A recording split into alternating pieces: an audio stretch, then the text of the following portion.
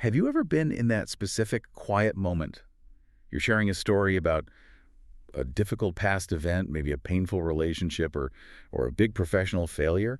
And as you finish, you just notice this subtle shift in the other person's gaze. That little flicker, Yeah, the one that tells you they might be getting a bit uncomfortable. exactly. And then they ask you, maybe with this kind of forced lightness, you're still talking about that, aren't you? Oh, that is one of the most subtly loaded questions you can ask someone. I mean, on the surface, it's just an observation. But as our sources immediately point out, tucked right inside that question is an accusation. The implied message is just so clear. Time has passed. The story should be, what, filed away, Right. settled. Right. And so continuing to return to it marks some sort of failure.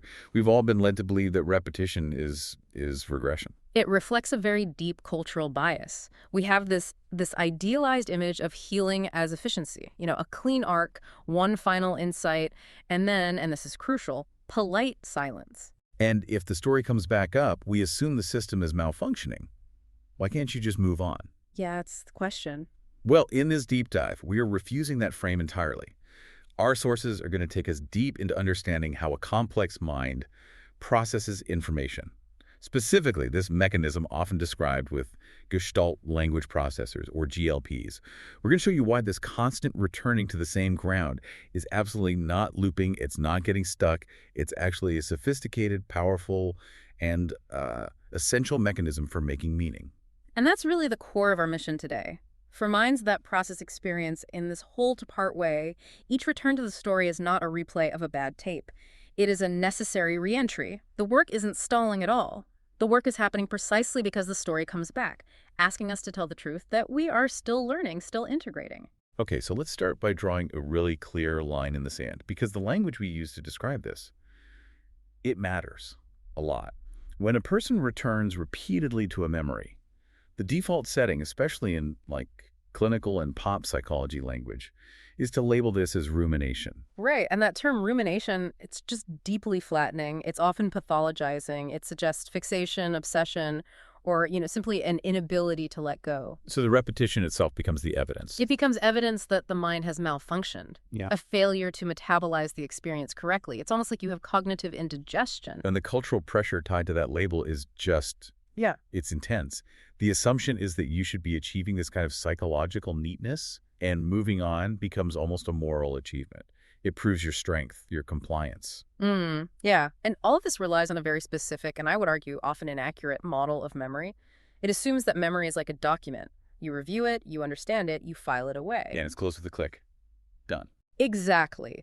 But for Gestalt processors, for minds that grasp the overall shape of an experience before the details, that model just completely falls apart, doesn't it? It has to. It absolutely does. For this type of processing, memory behaves much more like a field or a landscape. It doesn't just close when you decide the work is done, it's dynamic. So when you re-enter that field, it reveals different contours, different features, depending entirely on the new context you bring with you. So, okay, this is the key question then. If both rumination and this Gestalt reprocessing involve repetition, how do you, as the listener, know if you are stuck in rumination or if you are productively engaged in reentry? That's the vital distinction. Rumination circles the same fragment, and it worries a loose thread, maybe the single worst image or the single most damaging statement without gaining any new perspective or context. It's trapped by the detail. It feels draining, constrictive. And the energy is just stuck in a loop, exactly. Whereas Gestalt reprocessing doesn't circle. It actively enters the field. Each return approaches the whole story from a slightly different angle, which allows another facet of meaning to come into focus. The story feels less fixed, more capable of absorbing new insight. The repetition isn't the problem at all. It is the mechanism for achieving meaning. You are working the whole field, not just worrying one tiny, frustrating thread. I really love that idea of entering the field. It brings us directly to the mechanics. So let's talk about that core principle, whole-to-part processing. We get the big picture, the shape, the vibe, before we nail down the specifics. That's the foundation. We apprehend the holistic shape before we isolate the detail, and memory follows this exact same logic. It's not stored as a sequence of neat, separate units like, a movie reel. The mind gathers the entire experience as what the source calls a compressed atmosphere. A compressed atmosphere. Okay, let's really linger on that phrase. What's being compressed? What is getting bundled up so tightly in there? Everything. I mean, sensation, emotion, orientation, relationship dynamics, temperature, sound. They are all held together simultaneously. They are not neatly sorted or labeled. So the memory isn't just what happened, but critically, it's how the body knew it was happening. So all the unspoken stuff. All the unspoken dynamics, who held power, what was at stake for your younger self, all of it.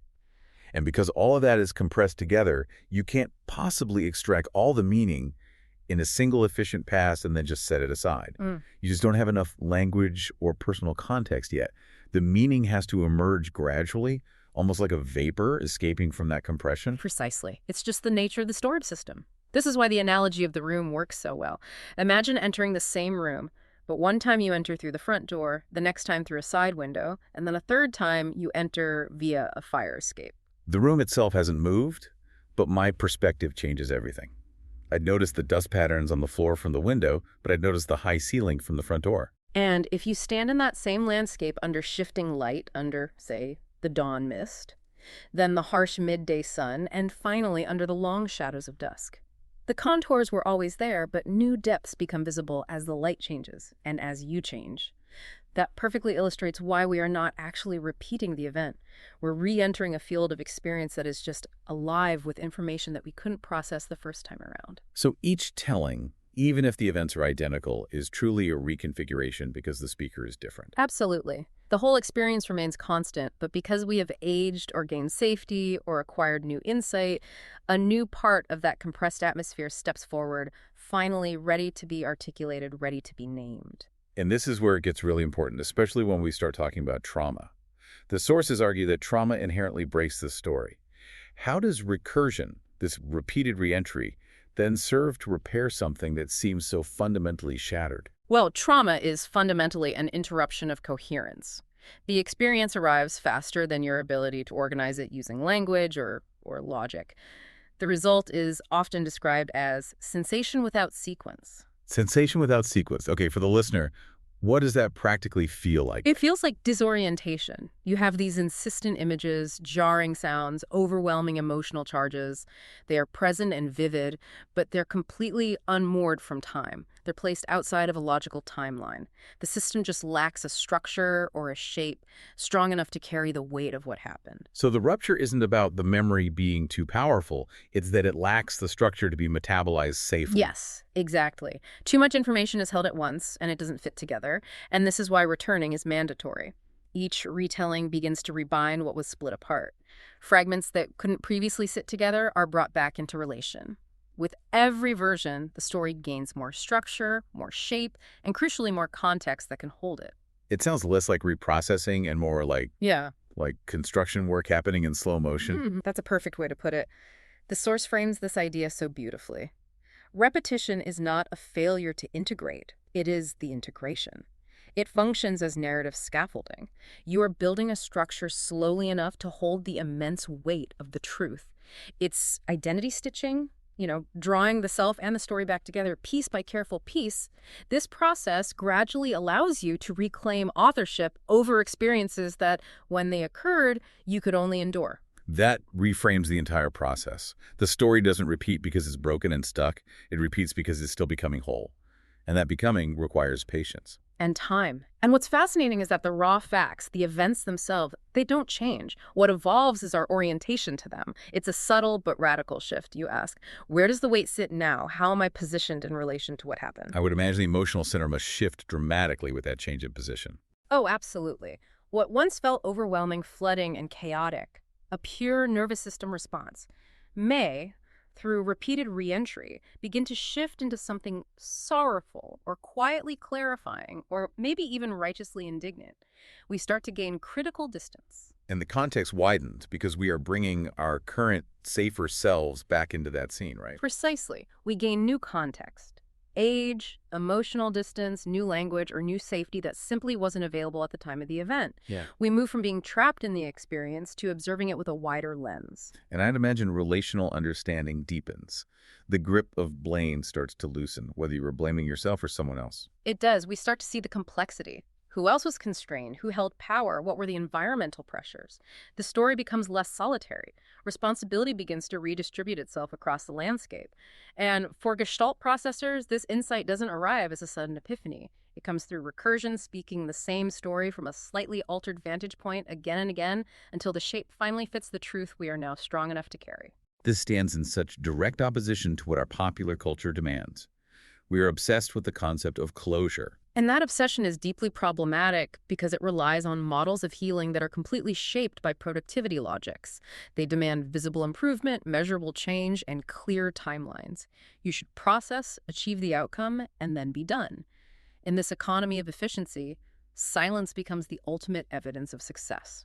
So if you are still speaking about it, you are seen as failing to comply with an expectation of efficient, linear progress.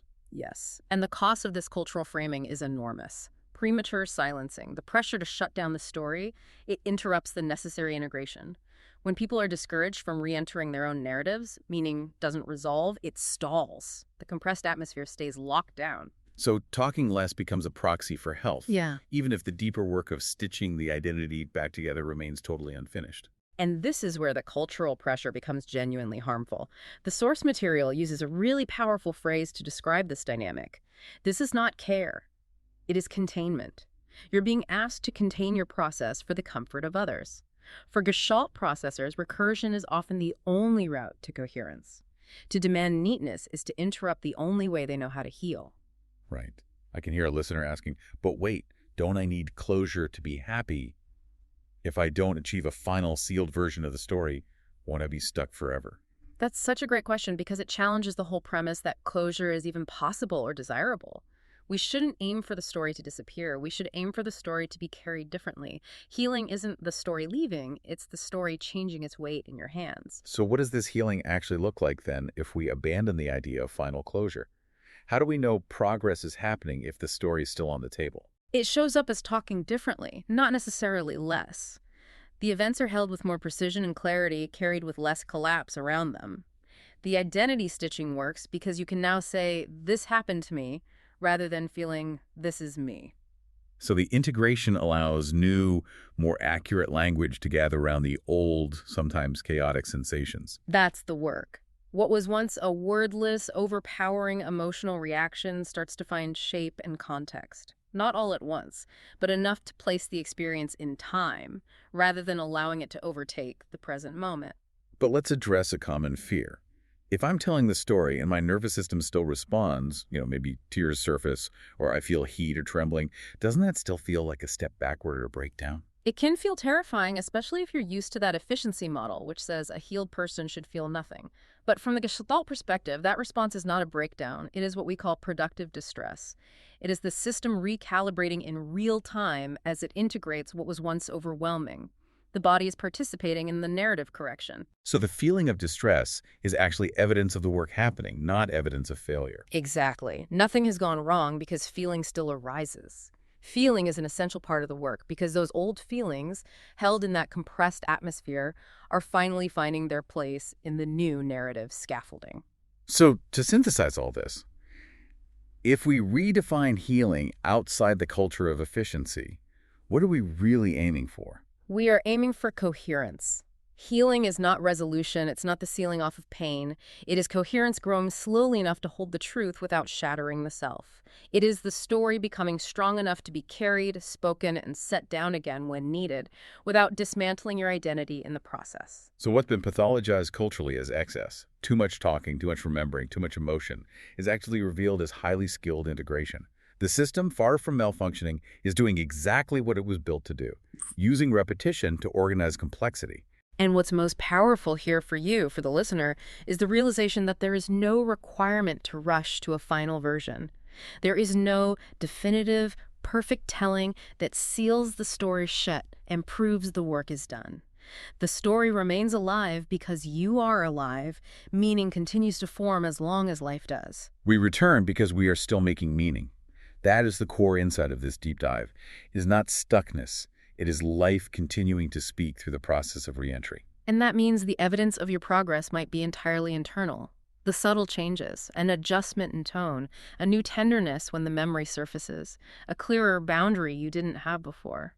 They may be completely invisible to others who are looking for some kind of dramatic ending. But they are unmistakable from the inside. They are the evidence of true integration, built one patient, necessary return at a time. The provocative thought to leave you with is this. There is no requirement to finish becoming. The story will be entered again, not because something in you failed, but because something is still unfolding.